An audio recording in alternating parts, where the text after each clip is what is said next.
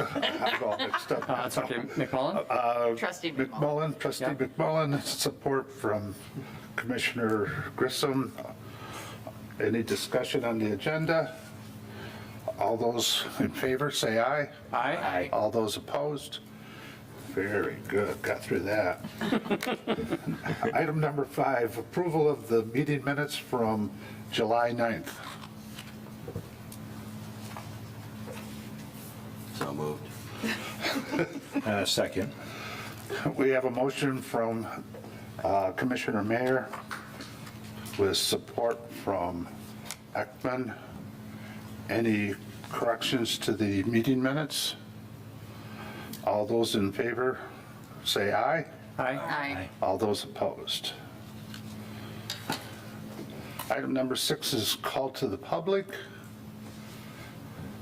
If you have comment for item 7A on the site plan with special land use, there'll be a separate area for your comments. We'll take any other comments other than that. Just me, all right. Where do we land? Does this work? Yep. The issues, all right. Hello, all right. Thank you very much for your time, ma'am, gentlemen. My name is Derek Gardner. I live on Clyde Road here in Heartland Township. I just wanted to make a comment on the backyard chicken ordinance. I know it's been quite a big project. I appreciate all the work you've done on it.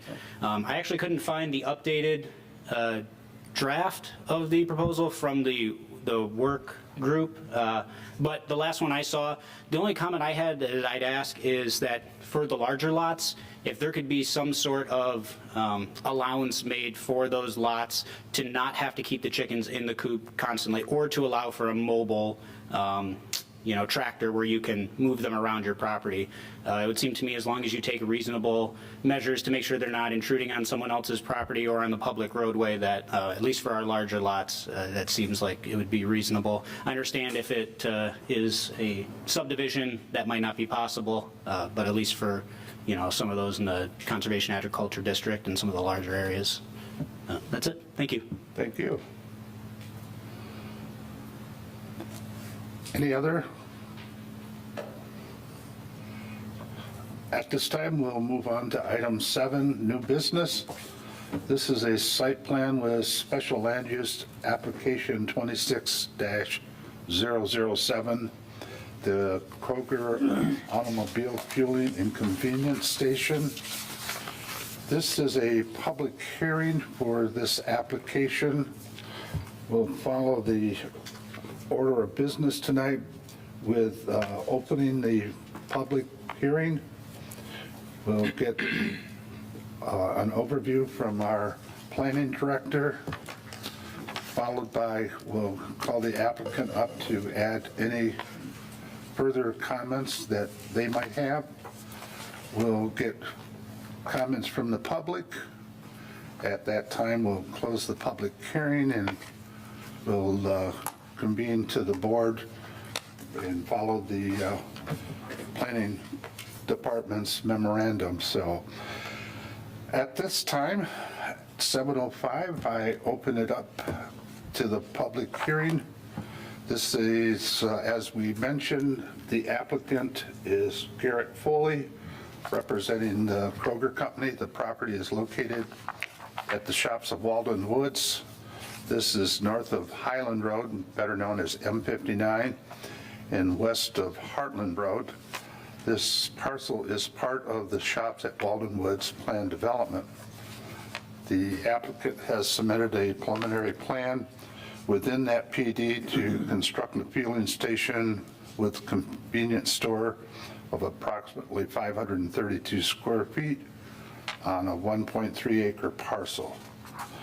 And let it be noted that per the Heartland Township zoning ordinance and the State Enabling Act, the public hearing is required for the special land use application. For the record, all public notice requirements for this public hearing have been met. And I turn it over to you, Troy. Thank you very much. I'm going to just start with a zoning map of Heartland Township and explain, where this is located. Starting from the intersection of US 23, which runs north and south, and M59, which runs east and west. Starting from this intersection, you would go west on M59, past old US 23, and ultimately you would end up in approximately this area here.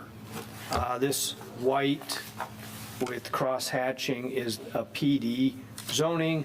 This area throughout here is the shops of Walden Woods, and Kroger is looking at a very, one of the parcels there. Just to comment on, this is an aerial image. This happens to be our assessing tax map. Again, you can see US 23 here. You can see M59 here.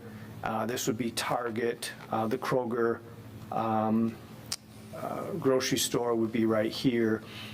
And then where the Kroger gas station is in this vicinity. For the purposes of the notice that went out, we have to use the most current assessing tax map. This is that map, and you can see the property is currently shown as a much larger piece. So we sent notice 300 feet from the property you see in front of you, but keep in mind the Kroger gas station that we're going to be talking about will be in the 2027 tax roll, will be shown as a separate piece, much smaller parcel right there. Let me go back, and maybe I'll use this aerial image to also, this is an aerial image from July 25th of this year. I'm just noticing on US 23 on that day, that must have been a fun drive going north. Again, just for bearings, 23 here, M59, and then Target, Kroger. This is the LOC credit union that was approved and is under construction. And again, this is going to be the area south of this drive, if you will, is where the Kroger fueling station is going to be located. This is a kind of a 3D rendering provided to us from the applicant that would kind of reflect that. This, if you can imagine, you're standing on, I believe this would be M59 or Highland Road, kind of looking north. There is a large area that is for, I think it's detention area here, and then you could see the building and then the canopy here. And then this is a site plan provided by the applicant, and again, M59 would be at the bottom or the south, and then there's an access drive that comes in, and then there's an internal drive to the north. This is the general layout. You can see the building, which convenience store type of building here, and then the canopy here, and then there are gasoline pumps. This request is a special land use permit. This particular plan development, when it outlined the permitted uses, essentially followed the general commercial zoning, and it exempted some of the uses that require a special use permit, such as the credit union bank with a drive-through in the GC. That would be a special use permit, but in the PD, that was specifically exempted as just being a site plan. But there was no provision that exempted the gas station, so the gas station has to follow the same procedures as the normal GC, needs a special land use permit. Just so we're all aware of that process, that's a public hearing at the Planning Commission, which is occurring right now. The Planning Commission will make a recommendation that will be forwarded to the township board, where this project will then go in front of the township board for final determination on the special use permit. So with that, I've outlined briefly the project, I've outlined the process, and I'd be more than happy to answer any questions that you might have. Thank you, Troy. So at this time, we'd like to invite the applicant forward to take a seat at the table, introduce yourself, and Through the chair, Matthew Pisco, representing the Kroger Company of Michigan. Wanted to thank in advance Mr. Langer's staff and the township at large. This journey started 12, 13 years ago, so it's been a long time coming, and we're finally found the appropriate spot and the appropriate circumstances. God willing, we'll move forward. The report is, if I was going to write a report myself, I wouldn't have done it any differently. It flows the way I read it, so I'm not going to bore you because I know you've all read it. What I will tell you is what the fuel station is to Kroger. Kroger is a publicly traded, risk-averse company. They've grown through acquisition. There aren't a lot of new builds through Kroger, so VG's and Meijer and Costco are their competitors that have fuel. So they're always looking for ways to improve the shopping experience, keep their shoppers in their parking field. In a perfect world, all of our fuel stations would be in the Kroger parking lot. About 80% of them are. So in keeping with that theme, although it's not in the exact parking field of the Kroger store, it certainly is. You don't have to mount a trip into the street. You can take the road through the back, enter through the back, which is the only way you can get into the fuel station. So we're not contributing to the M59 traffic. And we're kind of counter-cyclical from a business perspective. Most of our trips come after a shopping trip. People accumulate points. It's instantaneous. And that's where we build the cross-merchandising brand loyalty. Unlike Costco, we do sell to the public. We give, if you have a Kroger card, you get 3 cents off a gallon, regardless if you shop there or not. But you're not restricted or prohibited if you don't want to be a Kroger shopper. But a vast majority of our business is our own customers. And in trying to continue the growth of our customer base and loyalty, it's just an extension of the grocery store. There's 6 full-time equivalent positions, Kroger employees, and the kiosk can't operate without the grocery store. It's essentially a cash register for, just like it would be for the floral department or seafood. Every transaction is accumulated in the grocery store, the mothership, if you will. So we'll mimic the hours of the grocery store. It's not a traditional convenience store. Our shopping center, our grocery store is the convenience store. We know how sensitive you are with outdoor sales, and the expanded kiosks that we placed here allowed us to take things that we'd normally proffer outside and put them in a kiosk. So still a vast majority of transactions will take place via credit card at the dispenser. So regarding the special land use, we complied with the standards and the site standards applicable to fuel stations. There's 10 of them. I'd say with the exception of the frontage, technically we're not frontage, but there's nothing between us and M59 but the pond. So with that, we're asking for your support, helping a big neighbor in the Kroger store help build brand loyalty with our customers and make it a one-stop shop for our customers. Any questions, I'll be glad to take them or take my seat. okay, if you'd like, you can sit here at the table. Sure. So at this time, we'll ask if there's any questions or comments from the public. Not seeing a mass move forward. At this time, 7:16, we're going to close the public hearing, revert it back to the Planning Commission Board, and we're going to follow the Planning Department's memorandum. If I could just make a quick comment. Sure. We did get an email communication from a resident.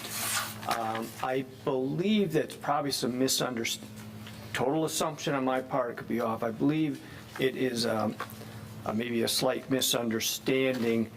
They resided in the condominium development to the north.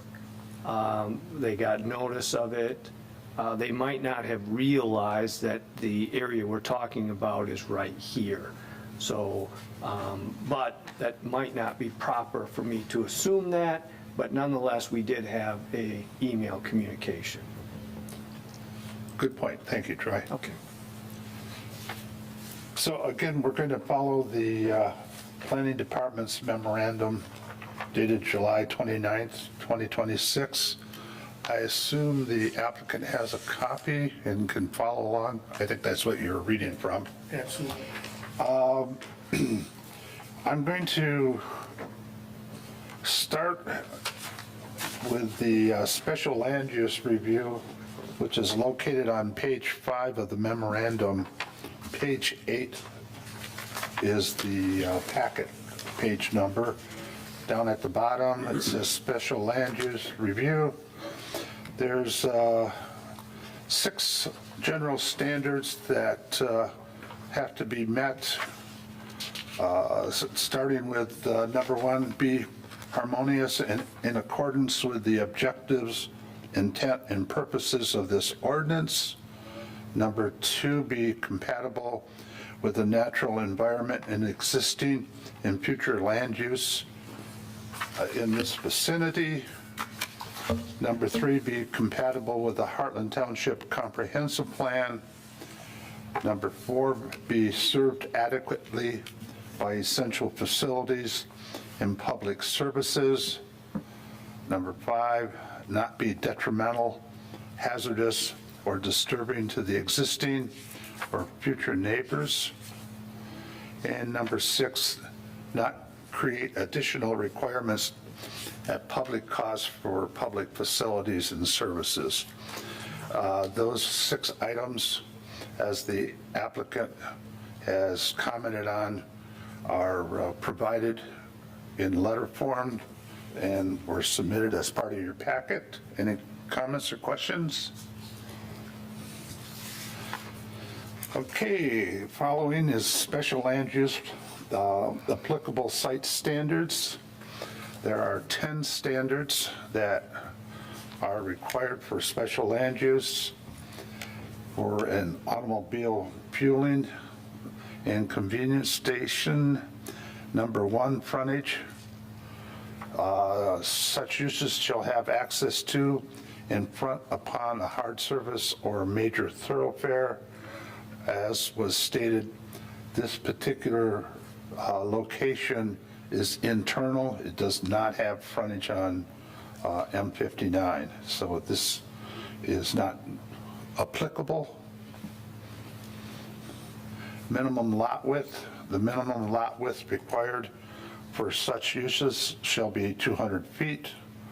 It's been noted that the parcel is 247 feet in width and approximately 200 feet in depth. So it meets that requirement. Number 3, minimum setbacks. The pump islands shall be a minimum of 40 feet from any public right-of-way or lot line. Overhead canopies shall be set back at least 20 feet from the right-of-way. This subject site does not have frontage along M59, so the dimensions are taken from the property lot line, and those requirements for the fuel island canopy are 78 feet and 85 feet on the south side.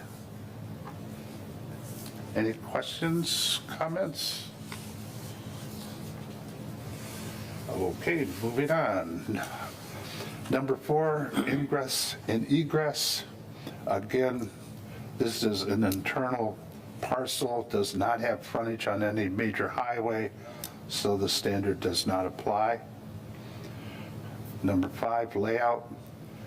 The gasoline pumps shall be located so that motor vehicles do not park on or extend over abutting landscape areas, sidewalks, streets, buildings, or adjoining property line.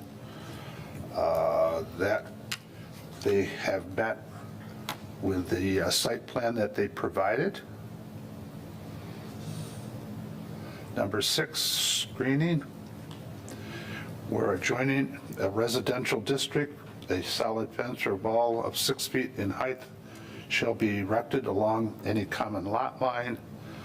This proposed site is within a planned development, and the zoned land on all sides are consistent with that planned development, so it does not apply. Number 7, outdoor storage. There shall be no outdoor storage or display except within an area defined on the site plan approved by the Planning Commission and which extends no more than 10 feet beyond the building.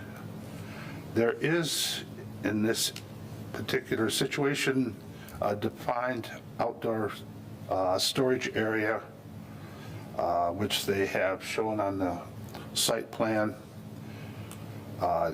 There is a screened-in area that is shown with a wall height of 8 foot 6 inches, and between that screened area, they're showing a couple of outside vending locations.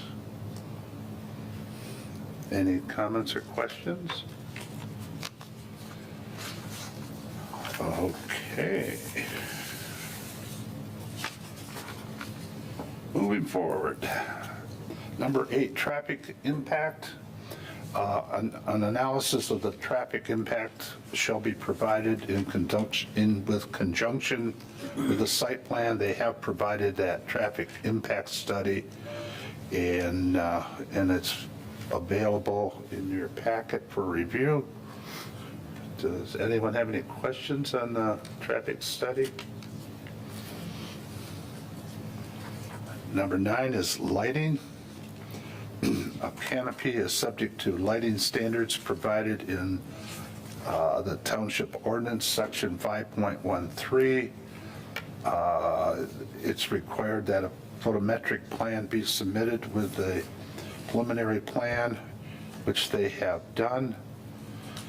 And the average illumination level under the fuel island canopy is shown to be 18.82 foot candles. And we'll address that in particular elsewhere in this summary. But any comments or questions on that as it pertains? Groundwater protection. The applicant shall submit a detailed pollution incident protection plan, commonly known as PIPP, and that study is required when they go to draw their land use permit. Okay, moving on. So this gets down into the site plan review, the applicable site standards. So the first item is impact assessment. There was no impact assessment provided. We talked about traffic generation and that the applicant has submitted a traffic impact study. Dimensional requirements under general commercial. The lot size requires 40,000 square feet without sewer or 20,000 square feet with sewer. They're proposing to build on a 1.3 acre parcel, so they meet that requirement.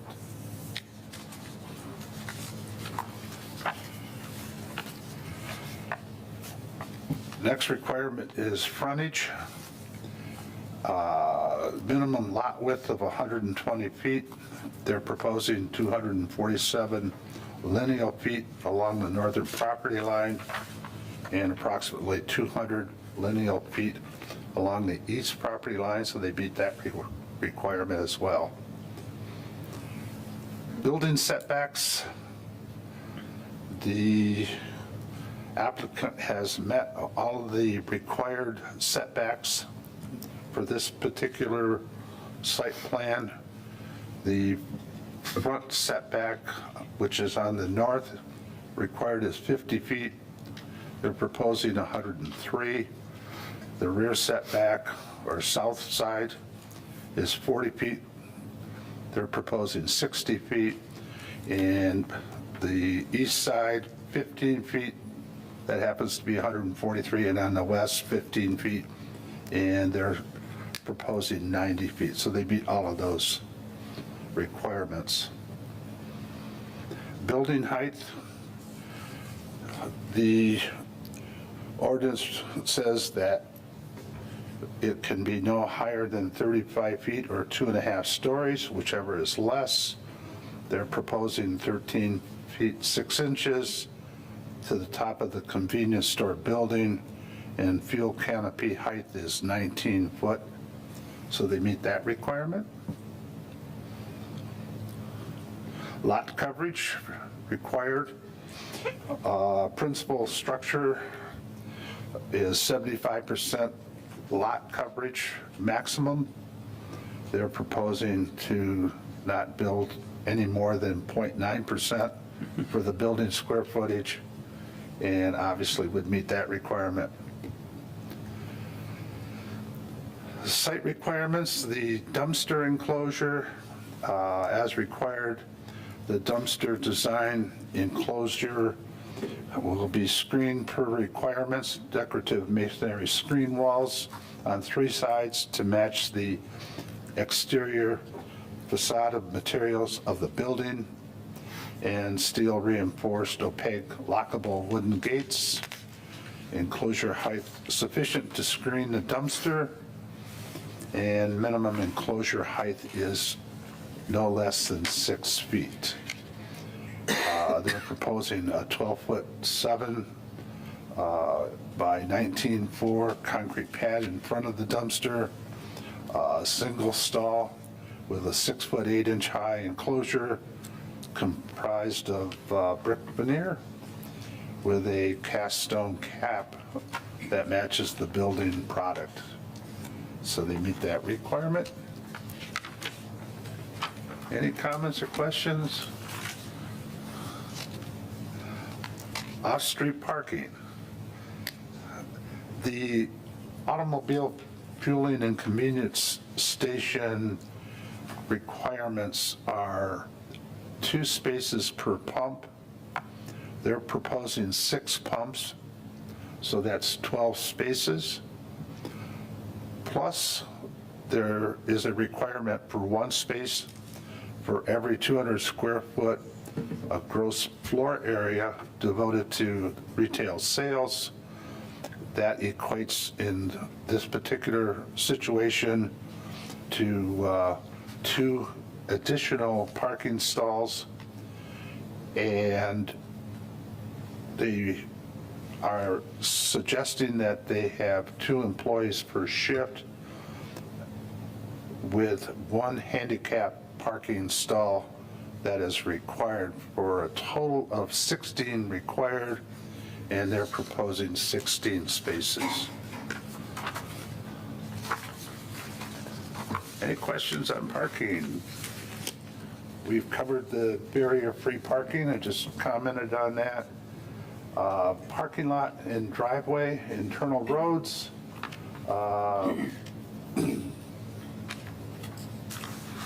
The Required off-street parking in a commercial district may only be located in a side or rear yard, or non-required front yard may not be permitted within 20 feet of a single-family district, nor within 10 feet of a road right-of-way. The setback requirements that this particular site plan is proposing, there is a front setback for parking driveway required 25 feet. They're proposing 20 feet. In the side, east and west, they meet the requirements as well as the rear. The issue is the 4 parking spaces that are located approximately 20 feet from the front or north lot line. The question is the Planning Commission in agreement that that's the front of the building? And if so, are they in agreement to waive the 5-foot setback requirement?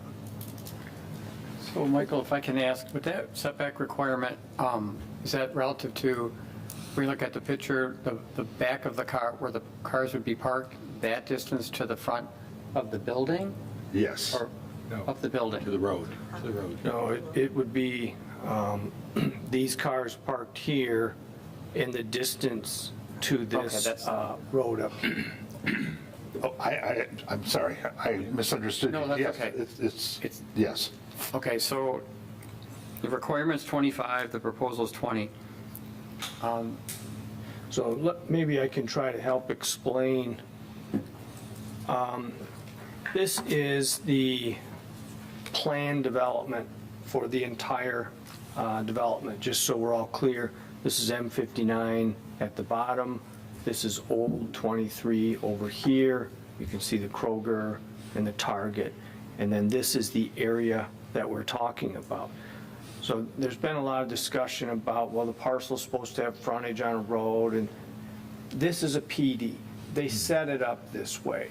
Those are the general commercial standards. So when they approved this PD, these were known factors this predates me. I couldn't tell you off the top of my head when this was approved. The question becomes, do you even apply a 25-foot setback from this drive?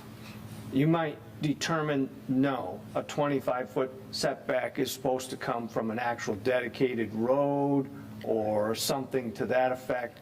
This has never been shown as a dedicated road. It's an internal drive in there, the parking lot of the whole development. So you might find that, well, the 25-foot setback really isn't even applicable. Really, it should not have been a no. It should have just been, you guys need to decide how you want to treat that. The normal setback and a normal gas station that is not in a PD would have to meet a 25-foot setback from an actual dedicated road. In this case, this is the situation we have, and it's only 20 feet. Does that help clarify? Yes, it does. Well, it's interesting what you call a road, because all these parking lots from Kroger's are ending in a road, right? So they're already just feet away from the road. Yeah. And yeah, I would not have a problem with that at all. And, you know, being 5 foot off. And this is the area we're talking Right. about up here. Yeah. These trees are blocking, you can't see it from this view, but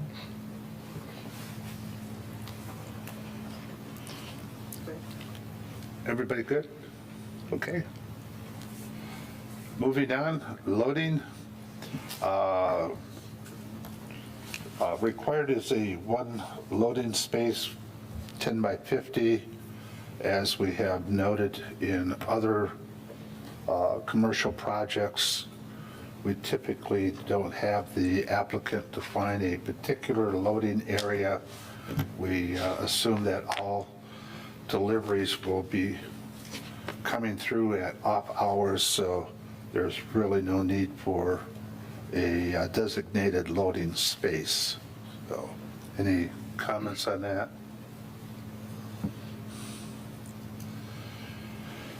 Next item is access management and non-residential driveway standards. This situation is not applicable. Landscape, Before, I guess, I have a question again, and I don't know where it would really pertain, or where I should bring it up. And that would be for traffic moving through between the pumps. Is there a distance between the pumps that you can provide to us? I can.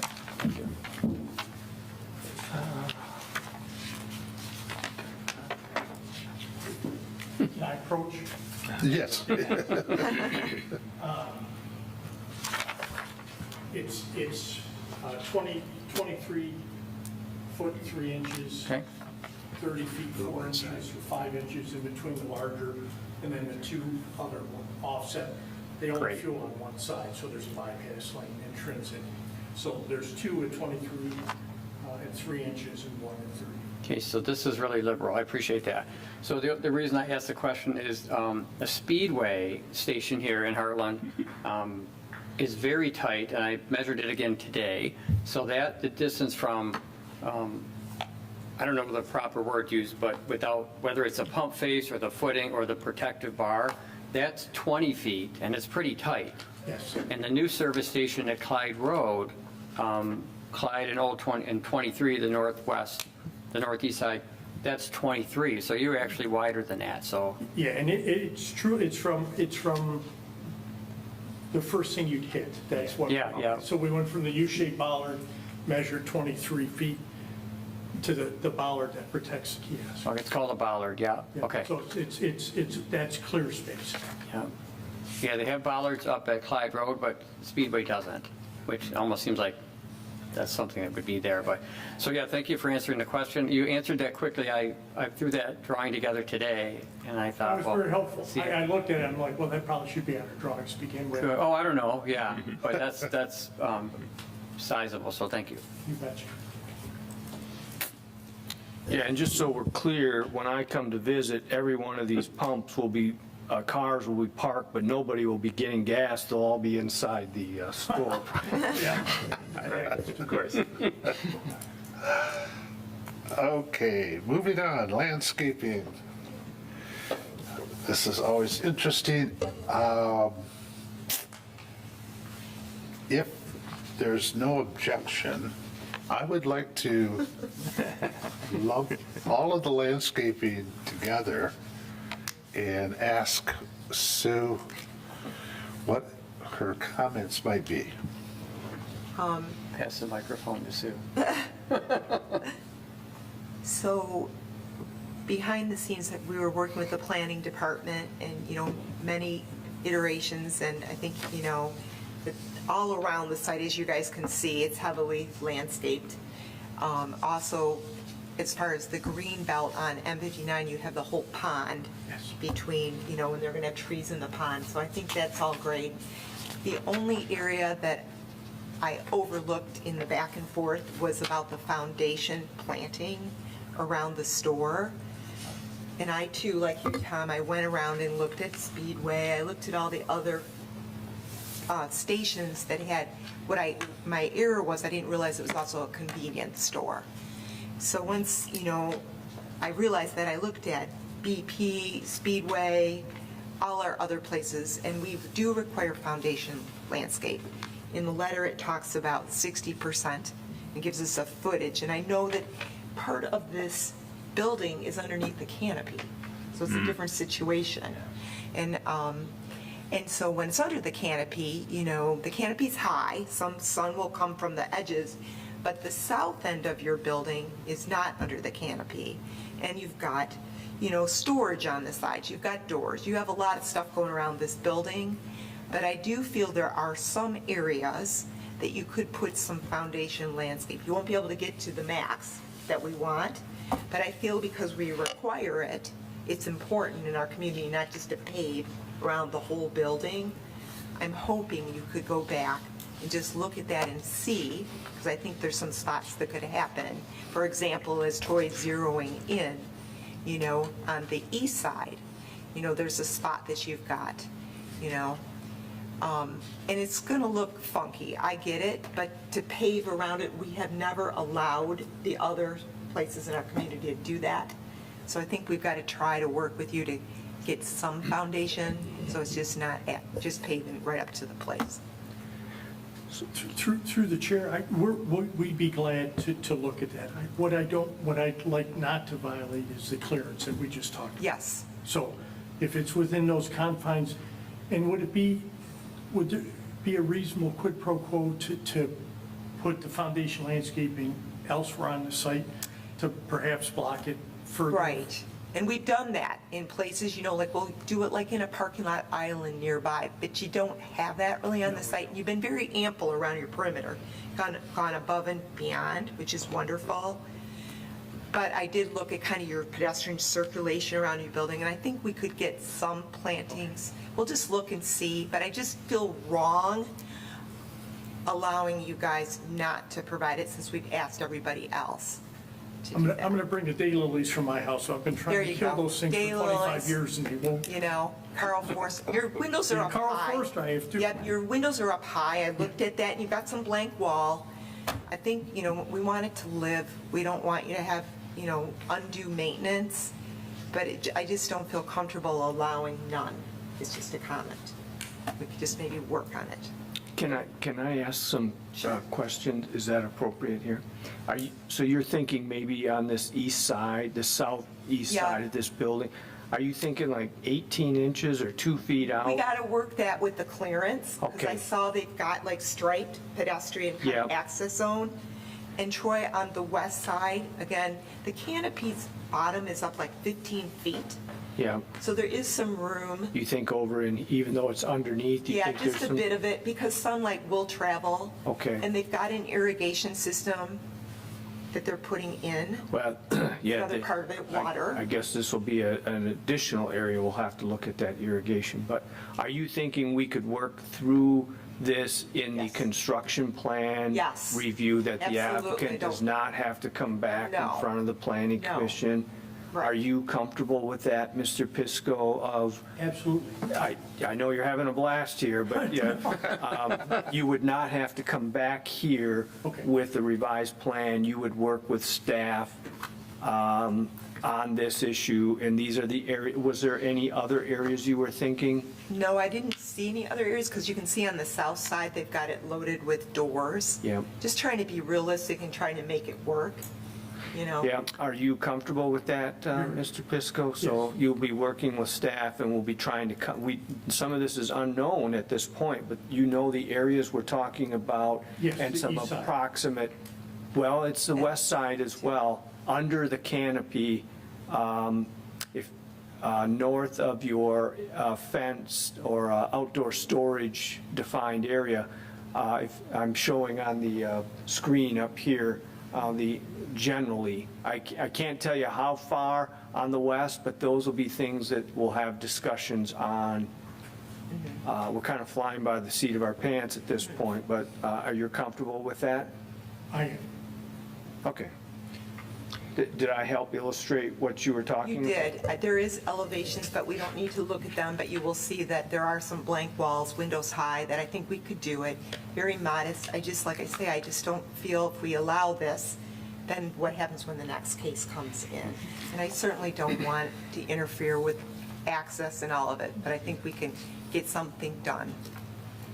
So basically, there would be less clearance than you're saying between the building and the pump, because you're proposing that there would be a flower bed there, would it be raised, Well, or? they've got a diagram, Matt, on one page that shows the pedestrian walkway, that they're Yeah. counting in between the building and the pedestrian walkway, there was some room. Oh, see. And I don't Oh, I see the remember bollard, yeah. what plan that was, but they've kind of got it graphically striped out for, there you go, Oh, I see. okay? And you see that striping? So I think we Yeah. can get some in. So this would all be sidewalk or concrete around here, so Right. not all of this would be, if I'm hearing correctly, we wouldn't be taking this entire No. area, but maybe 12 inches, 18 inches, or something to that effect. we would look at to take this concrete area and replace that with some foundation. There's a lot of things we'll have to look at. We'll have to look at the elevations, where the Right. windows are. And Yeah. in the interest of time tonight, we're not diving into that, but I think we've outlined the kind of the Sure. parameters that we're looking at, and we will address those in the construction plan review set. And Does you that can, make you can sense? see on the west side, that's where they're storing. They've got screen walls. Yep. It's out 3 feet, right? And you've got your storage on the west side at 3 feet, and you're not having pedestrians there. So it's just trying to get it in the same niche. Can you guys get that? Yeah, I see what you're saying. We'll work to get that in there, and it won't offend the clearances. Right. The pedestrian path is within the bollard. Okay. And so it looks symmetric on both sides of the building, that if that's 3 feet on the west side, it looks like there's 3 feet. Yeah. You know, so plenty of room probably. Yeah, it appears that way. And again, something I overlooked when we were going back and forth before you got here, so I don't want to hold you up. Okay. And I just realized when I read this, where it's up to planning, commission, I'm like, uh-oh. So that's when I drove around and tried to do some due diligence, trying to work this through. Good. I would support what Commissioner Grissom is saying. If you guys look at the rendering, the 3D rendering, that east side has some unsightly utilities there, so if it comes out that, Yeah. there you go. See how high the An windows are, an you guys, opportunity see to that? screen Yeah. Right, plenty of, yeah. Are these the unsightly things you're referencing right here? Unless you work for DTE. I think they look kind of cool. Any other comments? Okay, I'd like to discuss a Sure. couple of things, please. yeah. Maybe I should have brought these up as we went through, but Vice Chair Mitchell was doing such a great job going through this efficiently that I didn't want to interrupt. So I'd like to fall back to 2 items, please. Okay, The outdoor storage, yes. item number 7. I just want to make sure that we are perfectly clear on that. Mr. Pisco, is that correct? Am I saying that correctly? You are. Okay, that the screened-in area is the only area on this site that is going to allow outdoor storage, outdoor sales, display of any sort, such as items for sale, whether it be mulch, carrots for the deer, vending machines, sunglass stands, all that stuff, any type of retail things for sale or storage is only permitted inside that area. Through the chair, we will comply, and there's several ways. One, we're submitting a letter that'll live with the township in perpetuity, that Okay. if things went awry, can be produced. We have it on our plan set as a keynote, so Yep. we understand, and we worked. That just seems like something that's never ending for ordinance compliance around this Yes. town and others as well. So just want to make sure that that's clear. And after visiting the site you have in Howell on 59, I know this is a different site, but there is a lot of retail merchandise out there for sale, which does not look appealing. So I just want to make sure we're clear on that.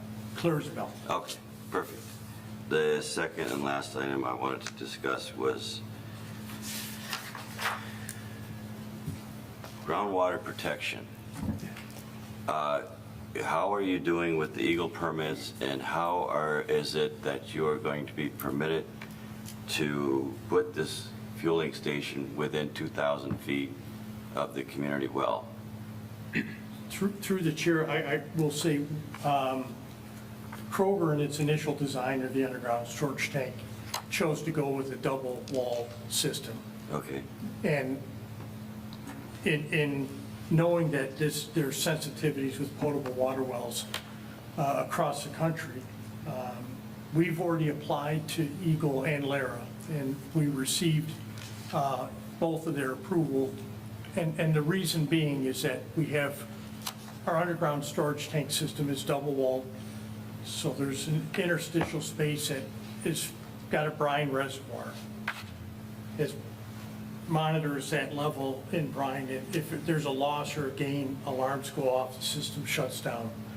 There's discriminating sensors in each of the sumps underneath the dispensers. If any drop falls in there, it shuts the system down. The product piping is double wall. There's built-in leak detection, something that we're all sensitive to when it's 3 degrees below zero and we're trying to pump gas, and there's that annoying gap where the pump's been authorized, but it's not pumping. That's our system pressurizing and recognizing that there's no leaks, then it allows gas to be distributed through the system. So it's through Kroger's diligence and design that we were able to seek waivers, not only here, but across the enterprise. That's how we protect it. It's a very safe, monitored, everything has essentially e-stop functionality. If something triggers in any one of the sumps, the system shuts down. You can't operate anything if there's an alarm. Okay, that's good to know. I appreciate the education on that. You betcha. One other thing pertaining to that, Heartland has a wellhead protection plan, and I don't know if that's been reviewed or if there's anything special in there that pertains to this as far as distance from community well. So they have applied to Eagle for a waiver or variance, and I believe they've obtained that. Okay. So would the Eagle permit and/or the Lara permit be required before the land use permit is issued? Yeah. Okay. Perfect. Yeah, and you're correct, that is also Lara as well. Yeah. So Mr. Pisco has provided recently a copy. Okay. So as that, long as we get that, as long as Lara and Eagle say it's okay and we get that, then I'm good. Thank you, sir. So Commissioner Mayor, good question. Appreciate you bringing that up. Just on the subject, do we know what the distance is from the community well to the tank? I didn't bring the wellhead report with me, but they were within a close enough distance. I can certainly clarify that with how I can submit the report. That was just curiosity. We were skirting the 800 feet from the west. So it was, that's why the tanks are on the side they are. We wanted to get out of that. We wanted to be completely clear of that. And then from the 800 to the 2,000 is where we got the variance. So 800 feet is the minimum right now. So 820 is crow flies. Does that mean the tanks are located on the east end of the property? They are. Yeah. okay, they're Again, just curious. Thank you. over here. Oh, there they are right there. Thanks, Brian. And that was determined from the wellhead or the tower?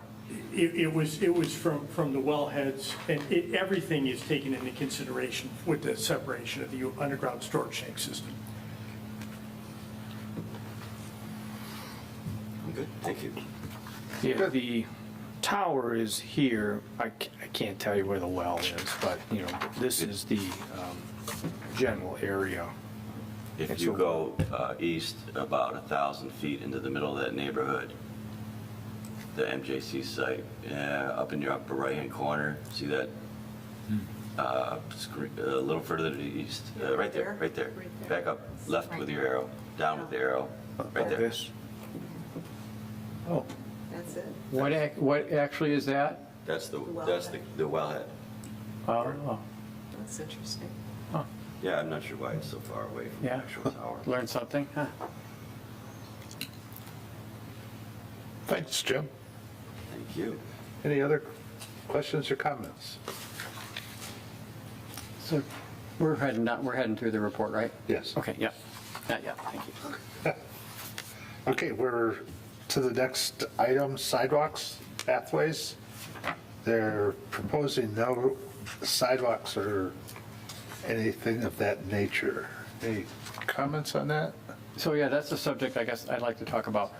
Troy, can you go to maybe a Google Earth or an overhead showing the whole area, or whatever is maybe the most recent, if you would please.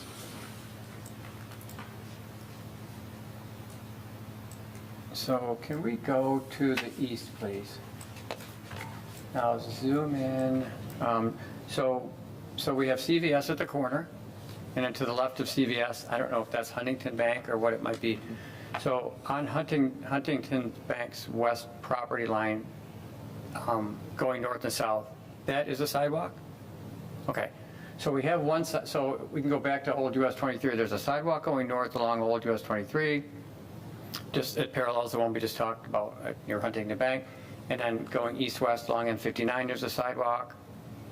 So that's an internal, looks like also. Yeah, that actually on both sides of Huntington Bank, thank you. There's one that has a S shape to it. To the left of CVS, yeah, that one. So there's actually 3 at this point. So now if we can do west, pan west, please. So there's a sidewalk on the north side, and it seems to end at that. This is the said road, right? And there's a little, whatever we call that, dead ends there that comes on the west side of that road. So Heartland wanting to be is a walkable community, wants to continue to be a walkable community. And if we zoom out a little bit, if you could please, on the south side of the road, there's inevitably to be a development here between, so actually south and east, Cheryl Stockwell. Chances are, yeah, to the right there, yeah, this will be a development when that eventually builds out. So my thought is with the area that Troy's circling, and then the development to the left, farther left. Anyways, there's to maintain a walkable community. I have interest in trying to get another sidewalk on the road. Yep, that north-south road right there. Whether it's on one side of the road or the other, I guess I'm curious what other commissioners might feel, or just their opinion in general, to make this area walkable. And I have a comment too, Troy. If you head north a bit to our neighboring residential community, you will see they built sidewalks right there, and they stopped them like they're going to connect, right, to this development. So I know, long ago when it first was, a PUD, they had walks shown, and then since then there's been amendments to the PUDs, but these guys have built the walks hoping for the connection. So I too am hoping we can get at least another north-south walk in this development, since they set themselves up and it makes some sense. And, it's not just the walkability, it's the convenience of these neighbors that they have the ability to walk. We're building these, there's all these builds going on. And one thing to drive there, but we'd really like to walk there. And so I'm pretty passionate about sidewalks and the ability for people to move about like that. And Sue's point, they're started and this particular one is ended. So that's an interest I have. How do we get there? I don't know if that means on the front of the applicant's lot, or what will inevitably Troy go on the east side of this north-south road. Is that a drainage? Yes. This is a retention or That's a retention. detention basin all through here. So unless someone stepped in, or the developer of the whole parcel said, hey, let's go ahead and put a sidewalk there, I don't know how that would ever go in. Mm-hmm. So this particular, the Kroger gas station, does that cover half of that distance? So they're going to be right in this area. This also is going to be a detention or retention basin that, I'll go back to the site plan. I'm going to use their 3D rendering here, bear with me. And I'm going to kind of zoom out here. I think it kind of illustrates that, what we're talking about. So you can kind of see the Kroger site, M59 down here, that drive that comes in, and then the detention base. So there's, the Kroger property will not touch or go all the way down to M59. And so, what I'm hearing you say is possibly a sidewalk, maybe at least on this portion, their portion here somewhere. Yeah, the so the- north-south Can you zoom- configuration? Yes, can you zoom out just a little bit so we can see maybe the whole detention and there you go. So just maybe a little bit more than that, maybe 5/8 of the north-south distance is where this Kroger fueling station will be. So then there's the next 2/3 that would have to be connected. So yeah, that's what I would have interest if there, to consider a sidewalk at least on the Kroger property. And then I don't know how you connect, the lower portion of it. We hate to have sidewalks to nowhere, but when you're building new developments, inevitably sidewalks do end until the other takes over. In this case, I don't know who that other would be to take over there. Mr. Pisco, do you understand what he's asking about? I do. I'm bothered by the fact that we're going to put a sidewalk in that doesn't actually connect to the right of way because the pond is there. So I don't know if we talk to the developer and see if there's any long-term goals for connectivity, because clearly the east-west leg going there, but did the bank? Well, That's no, fine. they don't. Their property, they're not right on this north-south drive. Let me go to this. So this would be the bank property right here. LOC, right? Yeah. So they don't come over to this drive, whereas you have frontage on that drive. They only had frontage on this northern, their northern property line was this internal drive. Mr. Langer, I believe you brought up a site plan for the planned development. Does that have any detail on that site plan showing walks at all? I don't know if it went into that much detail.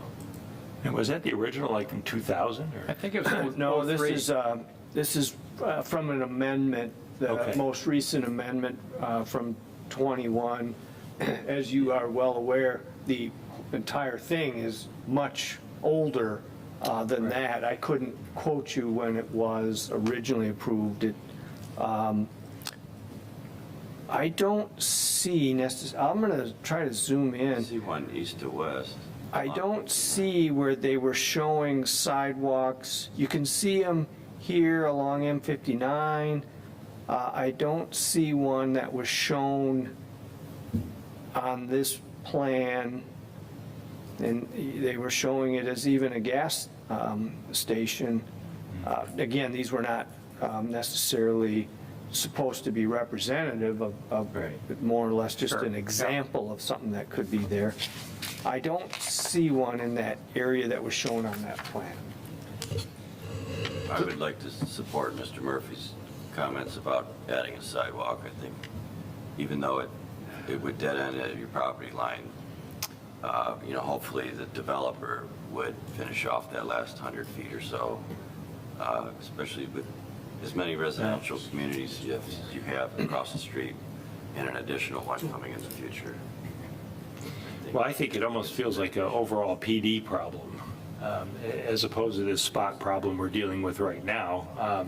When the PD's that old and different amendments and written at times when there wasn't really any sidewalk requirements. So I don't know how we start to impose that, especially when you have these situations like why didn't the bank do it? Well, okay, because it's not their property and this isn't, the developer's not going to just come up and do this, right? There's nothing to ask, the developers don't just out of the kindness of their heart say, let's put a sidewalk in, it's very expensive to do. And so I don't know if we put that sidewalk there, I don't know what mechanism we would have to complete that sidewalk. I think we really would have a sidewalk to know where, if that front retention pond was another lot, then we could say, okay, yeah, we should put a sidewalk here. When that lot gets developed, they'll have to put their sidewalk in, and then we'll have our thoroughway. What I'm just wondering if we're not dealing with somewhat of an antiquated PD here that doesn't have the mechanisms that we might wish they would have in order to make it as walkable as we'd like to. Also, I will comment too that I guess it really is about passing through because, it's an automobile station, it's a fueling station, it's not really a place you walk to. I guess you could. I think those are good points, but if you don't mind, Mr. Pisco, do you see a problem with putting in a sidewalk in the location we're talking about? The objection isn't financial, it's more practicality. I get annoyed, I walk a ton when I take a sidewalk that goes nowhere, and I have to turn around and backtrack because they're not connected. I don't know if we can put it, money's in a fund for later on when, if the developer does connect, but we're not adjacent to the right of way. We could put one, our property stops before that. Would you be willing to put it in this portion? Now, technically, this area is actually even outside of your property, your property kind of ends. Are you willing to put it into there and maybe contribute to this other part if there's no issues and the developer says, I agree, I would let you do it? Is that something you would be voluntarily willing to do under no duress with this project? If we're able to put it outside of the property line in a right of way where it's not, we have very little latitude to have this work spatially if we move that eastern curb line into Yeah. Then everything we've done is null and void. If it's outside of the property line, So keep in mind, there's a property line right here, and it's another 17.5 feet according to this plan before you get to the back of the curb of this internal drive. They themselves have, according to this plan, 19.7 feet, plus there's landscaping in here. This is not a landscape plan, this is just a general site plan. So what Mr. Pisco is saying is it would be very difficult to put it on the west side of this property line. The east side of this is technically outside of their property. They have to really get permission from the Shops at Walden Woods folks, and I'm being very generic there. But if you were to obtain approval from them, you would be willing to install it within this area. Is that correct? So sometimes you just ask them. I think that was great, Troy. Yeah. You could debate it, Yeah. but we'll just ask them and see where they're. if we get permission, we can't put improvements on other people's property. So I'll throw it back to the people that raised the issue, Member Murphy and Member Mayor. Given that fact pattern, what are your thoughts on this? Well, as far as the sidewalk south of their property, We would really have no ability to condition or approve that. Right. That would be something that they, fall under Walden Woods. and they were volunteer to do it. Oh, they would volunteer to do that portion as well? All the way. Did I hear that correctly? I was going Just your- north-south property line to property line. Okay, 200 just feet. their property. That's it, that's Yeah, all they're they're 200 feet. volunteering to do. Okay, so for that sidewalk to nowhere issue, where Walden Woods would have to step in and do the area connecting the walk that goes east-west along 59, I think that the odds of this development, meaning the whole Walden Woods project, PD, coming to us another time for an amendment is pretty good. And perhaps at that time when they do come for an amendment, it could be a give and take situation. And we do this, we allow this from you, you do this for us as a community favor. So I think that could be addressed at that point. Where and when that happens could be years from now, but It also could be on the east side as well, of the internal driveway, Yes. which may Right. make more sense, a Right. straight path all the way, Right. yeah. On the east side of the road? On the Is east that side what of the you're saying, internal Matt? driveway, yeah, Yeah. because then you wouldn't have any, I guess, I think it would probably be straighter, I don't know. Well, dealing with yeah. the Present.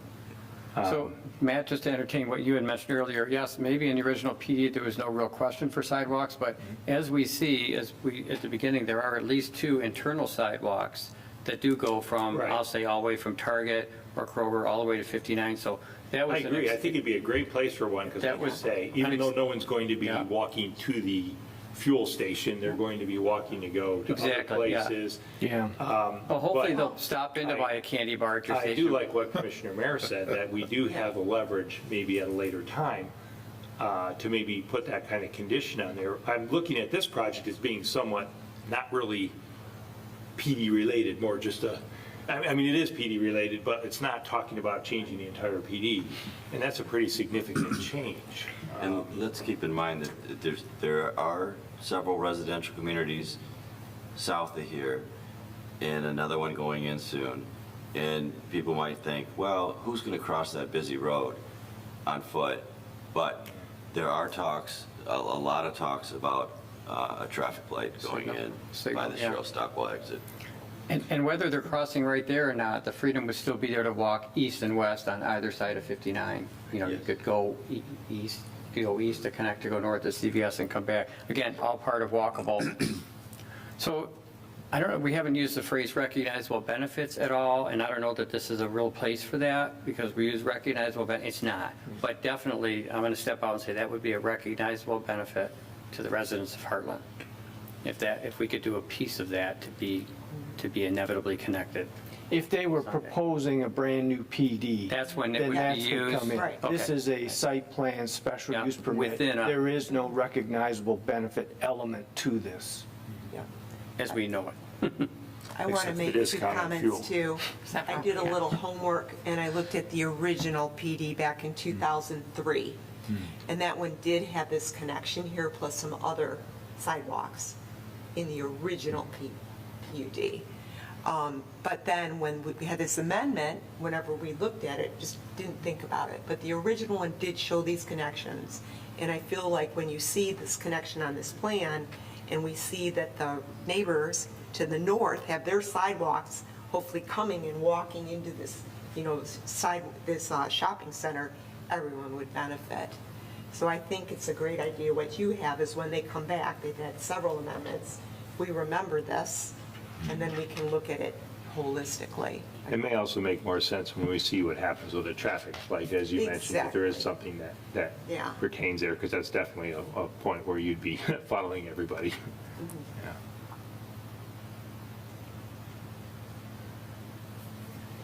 Good. I do have a comment about the sidewalks. Somebody who travels 59 quite often. At one point, I was like, why is there a dog on the side, over here in Walden Woods? And then I was like, oh, is somebody walking their dog? And I didn't realize, because I was looking at the dog, I'm like, where'd they come from? But yeah, behind there. Yeah. And then I was just at the school the other day, the old high school, and there was a guy that was cutting across, all the dirt and stuff, and he was walking his dog because his kid was there for an event. He was picking her up and they were walking back to their home. So yeah, this area would be a benefit to have the sidewalks, whoever does them. So just so we're clear, we're talking about a sidewalk in this area here, going north to south on the property. Well, But it's not, yes, to make it further clear, they're talking about outside of their property line. Yes. He has to get permission. From Correct. Walton Woods, yeah. But I was talking about not doing any sidewalk. And you're talking not doing. I'm talking I'm about, counting it could votes be while on we're the, here, and I'm sensing one, Yeah. I think I'm saying it can be on the east or the west, West. whichever maybe makes the most sense. Yep. And then, but it'd be something that's, for that matter, we could have had the bank put one there, and they might say, well, that's not even my property, well, that's the same scenario here. Right. Unless we really crunch this site, which I don't think we do, I think it's a pretty nice site. So I don't think it makes sense right now to make that decision and possibly potentially have a sidewalk that isn't really going to go anywhere. We don't know. And because we need the developer to finish the sidewalk, they're not going to finish it. So we might as well have them do the whole thing Right. like I think Commissioner Mayer had the idea, is wait till we have the opportunity and then have the whole thing put in at once. That would be my, so that we wouldn't even be visiting it today, we would just be saying, okay, this is something that needs to be done, but for any individual lot owner to have to deal with it when it doesn't have any real completion, if this went right to 59, there was plenty of space, then maybe it'd be something we'd say, yeah, this is, but these retention ponds on both sides do kind of throw a wrench into it. Yeah, I personally agree with Matt. I think it should be up to the owner of the PD, the development, especially since we're thinking that this particular sidewalk not even be on the applicant's property. It's on the developer's property.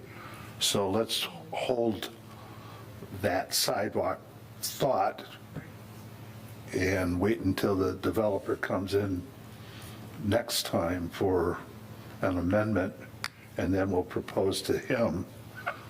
There's a lot of area that in this entire development that needs or would require a sidewalk. Speaking of which, I can't recall, when we approved the bank, did we require them to put in a sidewalk? Not at all, not even east-west.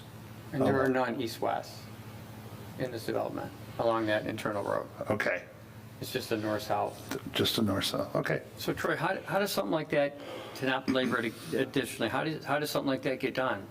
Does the township petition, we'll just call it Walden Woods, the development, and say, would you consider this? Putting a sidewalk in on the east side or connecting, let's say, from this particular lot? Well, on the west way side? it has been described here tonight is you wait when that developer comes in for some request, you then at that Okay. point Yeah, add it to it. ask the developer to consider putting in a sidewalk in the areas that you feel should have a sidewalk. There are other ways, certainly you could just reach Just out ask. to them and ask them and so forth. But what was talked about here tonight was waiting for that developer, and when they come before you with another request, you would discuss that with them. So before maybe we have a vote here, if that's what we're going to do, I'm not so sure, Troy, but I can really appreciate on this commission the passion that we have for sidewalks. And just outsiders, if I can say it that way, this is a conversation we have very, very, very often. And so we have a passion for it, we have an interest, and we're really working through that. And so maybe going forward, I don't know if there could be things that we look at in our operating procedures to say, to address this, so we don't have to spend this much time at a meeting like this, and maybe have it more of a, something that the developer comes to us with, that they know they have to have a sidewalk. So anyways, I just wanted to make that comment. I would venture that if today this PD was brought before us, totally green, we would have a lot more sidewalks in it. So I agree. We're talking about something that's decades old. Yeah, and it's not just think, yeah. PDs that I'm referring to, I'm talking about anywhere where we want to maintain, keep it walkable, Right. but connecting developments that this body sees this a lot. So, to wrap this up, what is the board's consensus? Do you want to wait until the developer comes forward the next time to do an amendment? Or do you want to move ahead and request that the applicant approach the developer and at least put a sidewalk from property line to property line? Let me ask this if I can, Mike, would there be any harm in the applicant approaching the developer and saying, hey, this is what we're thinking? If you would give us, if we could build on this strip of land, the 17.5, if we could put a sidewalk on it, would you allow us to? They might say, oh my gosh, yes, of course, do that. And where would it would be the sidewalk to nowhere? Maybe we should just finish it now. You never know. And if not, even if they say, no, you can't, at least they would hear, then they'd know there's the interest that inevitably, when we come back to them, or we ask them, would you consider it, it wouldn't be on deaf ears. So could there be any harm in it? Just a. Well, my thought is that if the developer's involved, the difference between doing the south half and the north half of this internal driveway is not going to be the deal breaker. We're going to require it or we're not. Right now, we would have a sidewalk to no way until we have pressure point where we might be able to say in a future PD development, we'd like you to do this, and I think they would do that. So I don't think there's any harm, I don't think there's any advantage in having this strip of concrete going from nowhere to nowhere, essentially. I don't think there's really any advantage in having it right now. The difference between building it now, partway, or later all the way is, to me, it just makes more sense to have the developer do it all the way. Same thing I would say to the bank. Why didn't we tell the bank people, why don't you go put this here? Well, we didn't tell the bank people that. I mean, they're like, that's not my property, it's not my responsibility, I don't do the south, are we gonna build? I think that's a legitimate concern on the part of anybody building any lot in here.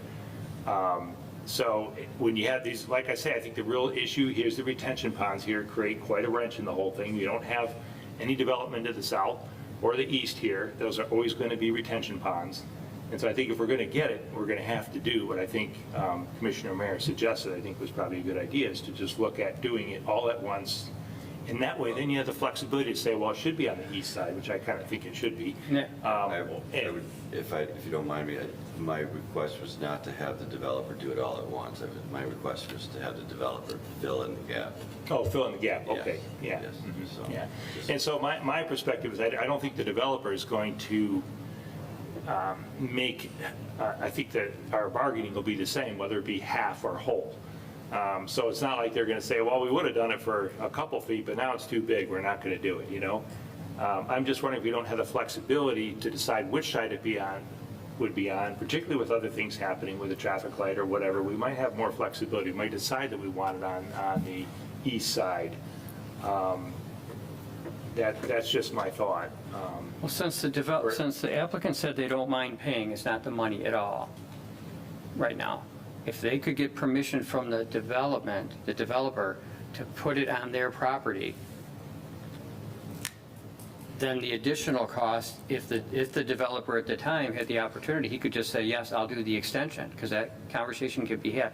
The note is, if it's never talked about, we never know. I guess the old saying is they could always say no.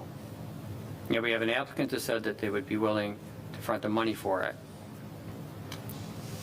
Well, I would be willing to say that would be fine if the applicant wants to pursue that. I just wouldn't want to make the project contingent upon that, because I do see that we have avenues in the future. The same reason that I would not want to press the bank to have them put that in too. I don't want to burden them. I know you say it's no burden, they're willing to do it, but it's always a burden. And it may not be the exact place we want it either. So that, in fact, some of that may even be redesigned. I don't know, do you know where this traffic light would go in relation to this internal driveway? How far are we from the, The last I heard, it was out by the Cheryl Stockwell exit. So that's east. Planner Troy's going to get out his drone So here. with that traffic light, I would assume you would have some crosswalk signals. Oh, I see, so we're down that way, yeah.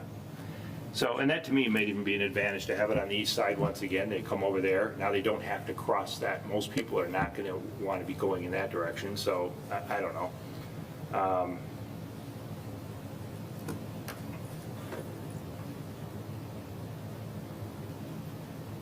I mean, I feel like it's a discussion we could have had when we had the bank before us too as well. Yeah, if we. And I think that discussion would have been like, well, what, why are we doing this? I'm just looking at a different responsibility level between all the individual sections in here and what we'll call common property. Here again, if it was if the retention pond was flipped the other side and this was right on the corner, and they had, or something where they had all the way to the end, down a whole strip, I'd be a little bit more like, yeah, there should be a sidewalk here. This should be your responsibility of a sidewalk. Because you're thinking there would be someone building on that lot, on the. Well, yeah, if it was a lot, if it was a buildable lot. But it's yeah. not, understand. So I'm feeling like it's more like common property, common PD property, not individual people. So it does create the challenge because, when and this is another thing, when these other lots to the west become developed, it's possible that they also might have the ability at that point to say, we'd like you to put, because it doesn't have to be right there. We could say, we'd like you to put a walk you could see these other lots don't have the retention pond, right? So they would have the ability to put a lot in their whole entire lot. Although there's always going to be a space problem. All these lots are somewhat cramped, or, especially the ones to the west. Which, once again, is why it would seem to be a good thing to put it on the east side of that internal drive. I'm not opposed to it, I just don't feel like that, I think this is a good project, it's well laid out, and I would not want for the applicant to go back and find out they can't do it, or they're not willing to, or they can't get permission. It's fine if we ask the applicant, if you can do it, that's wonderful, we'd be very happy. That would be my position. And then to use the leverage that we need eventually when the PD comes for possible amendment. I'm just looking at this as being, we can't always have what we want when we're dealing with something that was done, decades ago. That's our chief challenge, the way things are laid out. I don't even know if we'd put a retention pond right up front like that right now. I don't know if that's where it'd be, but it just kind of, it is what it is, and I'm just trying to work within that parameter historically. If I may, to the chair, I don't know the answer, and I don't know the developer's leanings, but asking to put a sidewalk in someone else's property comes with a lot of risk and liability. So my inclination is the answer's probably going to be no from the developer, because they're going to be responsible for maintaining it. We'll have to deed it to them.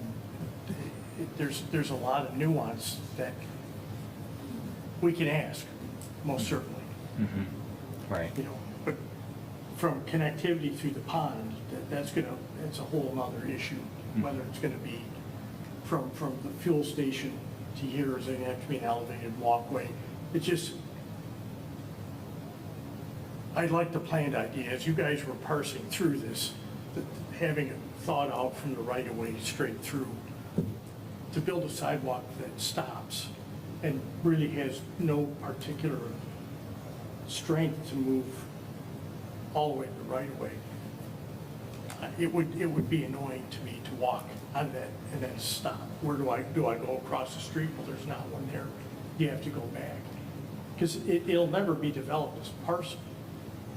It's always going to be a pond, so that's. Right, the intent was to hopefully have the developer do it at a future date. Yeah. But I do see what you're saying, it's very difficult to.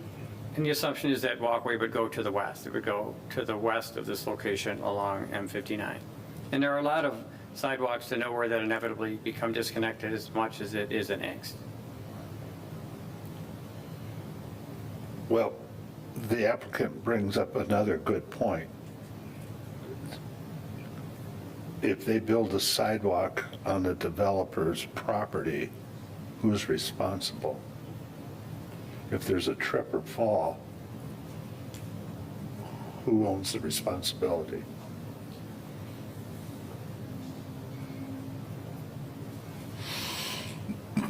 So, what do you want to do? Move forward. I go with, let's wait and go back to the developer when he comes back for a PD amendment, and then play our hand then, so it can be done holistically, figured out, like you said, where's the traffic light and all of it. But let's just remember this, so we have some leverage and can work with them then. And we probably would look at all of these lots and what the future is too on any amendment and say, look, whatever we do here, we want to make sure that we have some connecting Right. sidewalks here. Yeah. Tom, you good with that?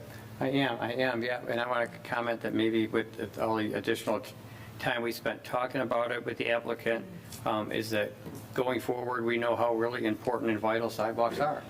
There's a lot of considerations, a lot to think about. There's huge benefits to them. But yes, commentary, yes, I would agree with Sue's point. You comfortable with that, Jim? Yes, sir. Okay. Moving on. We're Lighting. lighting. Thank you. Troy, I'm going to have you talk about the intensity. So just to, I'm not going to get into this too much, but the ordinance says you have to have an average foot candle, and there's a reading by the entrance, there's another reading by, in the parking, kind of by the trash. They were slightly over. This is fairly common. These are often easy adjustments on the photometric plan that we just correct in the construction plan review. We are asking that we can address that at that time. Any comments, questions? Next item is fixture height. The requirement's 25 foot, no higher than that. They meet that requirement. They're at 17 and a half. Fixture type, they're proposing LED downlit light fixtures, so they meet the requirement. Water supply and wastewater disposal. This development will be on the municipal sanitary sewer and water system, so there's no issue there. Architecture, building materials, architecture comments. The next section relates to this proposal having materials under group number 1 with the proposed facade materials meeting the percentages by elevation. So I'm going to suggest that we look at in its entirety. Oh, thank you, Troy. We have in front of you the elevations. So the reason I say that is there's just a couple of areas that the applicant is proposing using additional materials that go beyond the allowable maximum per the ordinance. But I ask that you look at these renderings and give us your thoughts and or comments. I can comment just a little further. When we met with Kroger, we met with Mr. Pisco, who's representing Kroger. Normally, on these, the building is shipped in on a trailer and is dropped on the site. And we ran into some problems with the rooftop units. They were either completely visible or they had some kind of screening around it. We had several conversations of how can we remedy this. And Mr. Pisco came back and said Kroger is willing to abandon that type of a building and actually have a building on the site. So this is actually a building where they will have inside of there cooler, if you will, where you can purchase bottled water or soda pop or something to that effect. And so they have spent a lot of time, and this is somewhat unique. I don't know of any other sites where they have done this, but through the site plan review committee process, this is something that they've done. And so they screen the rooftop units as well with this particular product. Mr. Pisco, I appreciate the fact that you are now doing a built-on-site product instead of a drop-off by trailer product. But looking at the plan and the percentages you have here, for the aluminum composite material, maximum allowed of 20%, and you are reaching 40 to 62% in your ranges. When I look at the east and west elevations, I see above the windows a couple of rows of masonry, which would require then the steel lintel to hold it up. Yes. What is preventing you from just adding, say, another 12 to 18 inches above those two courses so that you would have more masonry and less aluminum composite? The intention was always to have an overhang around the building. So if you take the coursing above that, it certainly changes. The wall sections change dramatically in that you'll need lintels across all there.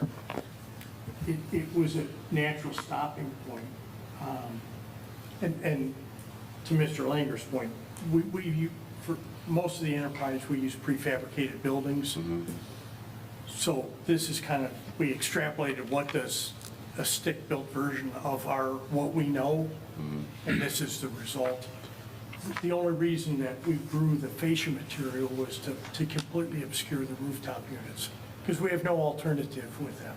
So they Yeah, no, I'm sorry to interrupt. I agree with, I'm perfectly okay with having your parapet, per se, built out of the aluminum composite. But to get your percentages down from 40 and 62% to a more reasonable number that's closer to 20% allowable max, you've already got the steel incorporated into the design above your windows to hold up those two courses, correct? What is preventing you from adding just a few more courses to get your percentages where they need to be? I'm going to have to look at the wall sections. I mean, anything is possible.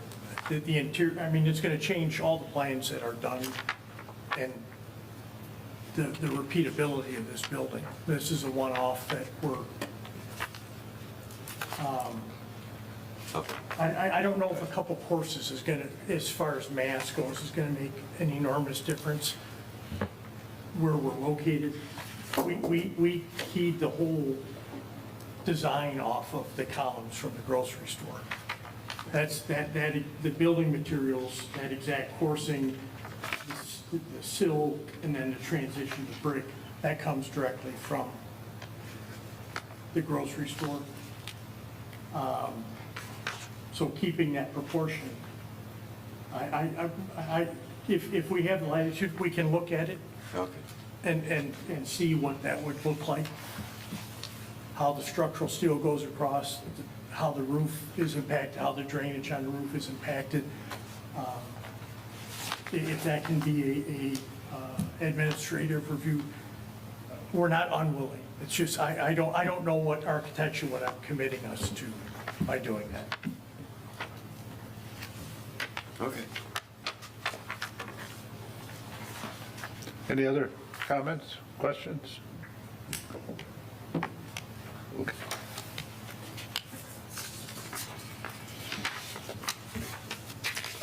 The last item is the fuel island canopy design. As I mentioned before, this canopy is 43 feet wide by 126 feet long.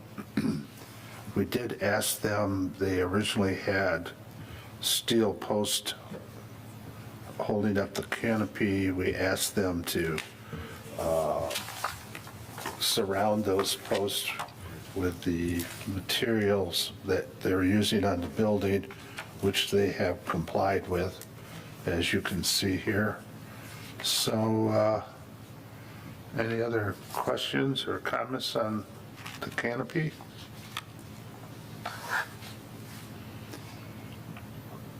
Okay, I think that just about all this, there's one last item, signage.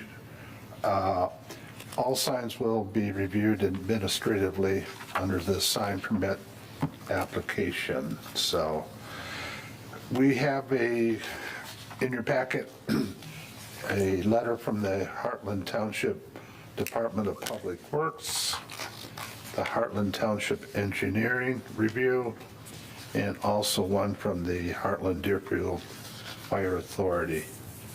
So with that concludes the review of the Planning Department's memorandum. You will find a suggested proposal on page 1, if you're so inclined. And I look for a motion. I move to recommend approval of site plan with special land use application number 26007, a request to construct an automotive fueling and convenience station in the shops at Walden Woods Plan Development, as outlined in the staff memorandum dated July 29th, 2026. Support. We have a, Is there a tie? It's a tie. Who's the tiebreaker? Rock, paper, scissors. No. so Tom? Oh, Ladies first. Trustee McMillan. We have a motion from Commissioner Ekman with support from Trustee McMillan. Any questions on the motion? I do have a question. That would be like, so the landscaping that we talked about with Sue, that's to be cared for administratively? Maybe the question of the, that Jim just had about the Masonry. masonries administratively? Sure. Okay, yeah. Reasonable. Was there anything else, Troy? No. Okay. Troy, can you interpret administratively for us? Right. So, Good question. in this, I'm not interpreting it generally in all applications. I'm just interpreting it for the purposes of this site plan, as we discussed. Administratively, with landscaping will be staff will work with Mr. Pisco and his team on trying to find areas for foundation plantings that work, and those areas that the staff agrees with Mr. Pisco on, we will amend the site plan to incorporate that. With respect to the architectural changes, Mr. Pisco will go back and check with his architect team and come back with a revised proposal, or not come back with a revised proposal, at which point we'll have a discussion with Mr. Pisco as to what did you discover that you could not, and assuming that there's a valid reason for that, we would accept no changes to the elevation. Right, so at this point, assuming that it goes with the trustees and they approve it, then it essentially is going to be an administrative decision whether or not anything is done. So we've basically approved what's here tonight, Yes, and anything else is... but just those Okay. two items, Right, okay. under those caveats. Right, okay. Any other questions on the motion? All those in favor say aye. Aye. All those opposed? Motion carries. Congratulations. Thank you. Thank you. Mr. Pisco, you and your team did a great job with the design. I know there was a lot of work went into that, and where it says meets requirements, yes, there was 95% were yes, so that was a good job. I will, if I can through the chair, it's through the cooperative relationship. I wish every community could do this, where we bounce ideas off and, we don't like that. Can you-" And again, I appreciate the fact that this is going to be built from the ground up and not a dropped off by trailer building. Yes. Thank you. You betcha. Thank you. Okay, moving on, call to the public. That's obviously no one. Troy, do you have anything under planners? I do, I have a brief 3-hour presentation. You're always reliable there. Nothing? Oh, nothing. Oh, committee reports? I will entertain a motion to adjourn. Motion to adjourn. Second. Oh, motion from Mayor, support from Ekman. All those in favor of adjourning, say aye. Aye. Aye. All those opposed? Meeting is over. Good job, Mike. Good work. Good job, Mike. Yeah. Rock, paper, scissors. Rock, paper, scissors. I didn't hear it. I didn't hear it at all, but When I, I was worried we were going to get all those this plan